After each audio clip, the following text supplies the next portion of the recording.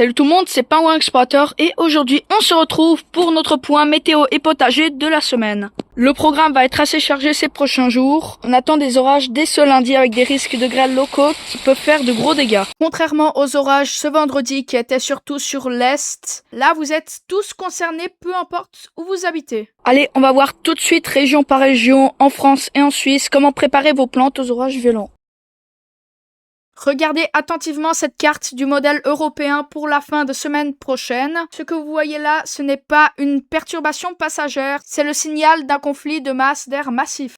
Et le pire, c'est que ces gros orages pourraient frapper en pleine nuit aux alentours de 2 heures au moment exact où nous dormons et donc quand il sera impossible d'intervenir au potager. Pour tous les jardiniers de France et de Suisse, c'est une alerte générale. Donc je vous montre tout de suite ce qu'il faut faire au potager pour préparer vos plantes aux orages. La première chose à faire, c'est le tutorage renforcé. En août, nos plants de tomates et de poivrons sont chargés de fruits très lourds. Avec les violentes rafales qui pourraient accompagner ces orages, un tuteur vertical simple comme celui-ci risque de casser le plant car il n'est pas très résistant. Vous voyez ici, j'ai fait des sortes de tunnels nantais pas assez renforcés et ils se sont complètement cassés et ont failli arracher toutes mes belles tomates à cause du vent.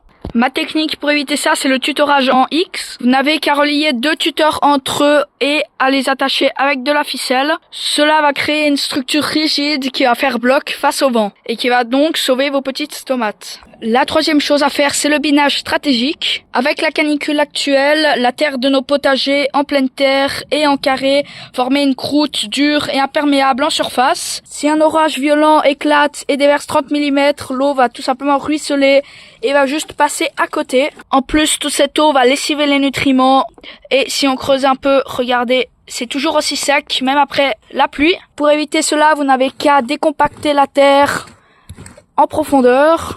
Continuez pendant un petit moment. Voilà, maintenant j'ai fini de le faire et regardez, on va refaire le test de l'arrosoir.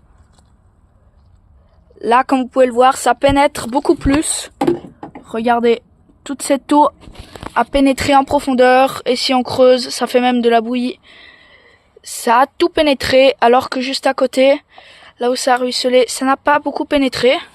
Et donc, vous l'avez bien compris, ça permettra à toute l'eau déversée par les orages de directement aller vers les racines de vos plants à la place de passer à côté. La troisième chose à faire, c'est le bouclier anti-grêle. Pour vos tomates et toutes les autres plantes sensibles, c'est le moment d'installer des structures anti-grêle comme des filets anti-grêle, des vieux draps ou tout simplement des voiles d'ombrage. Vous n'avez qu'à les tendre au-dessus de vos structures et les fixer solidement avec des pinces ou des sardines.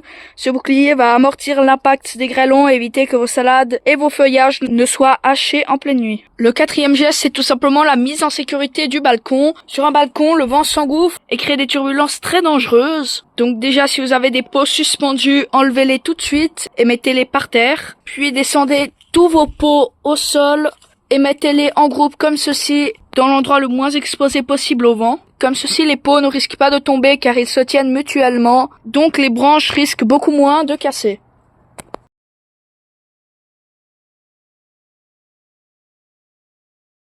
Il est complètement violet. Si vous habitez dans le sud et surtout le sud-est,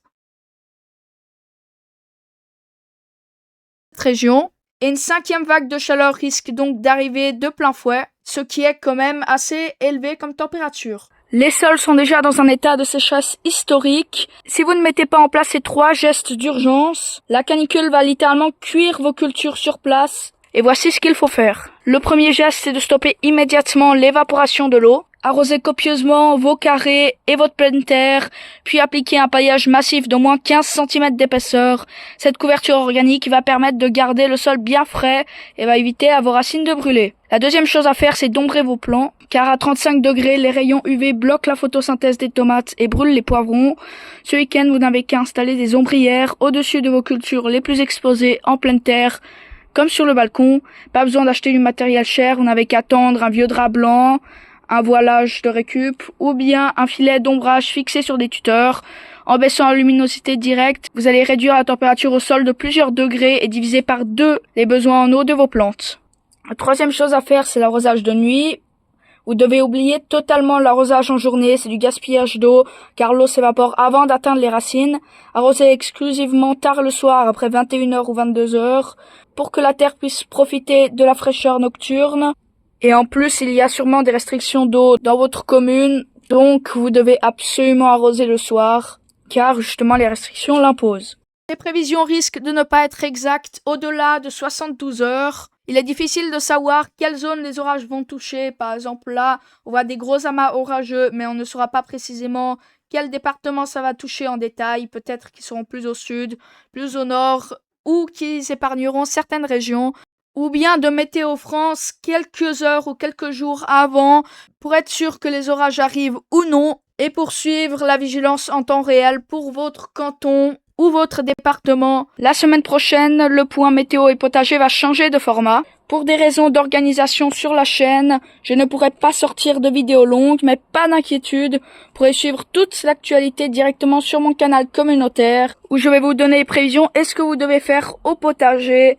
Au même format que d'habitude, abonnez-vous pour ne pas rater le prochain point météo pour la mi-août. Salut tout le monde, c'était pas mon explorateur, à la prochaine, à plus.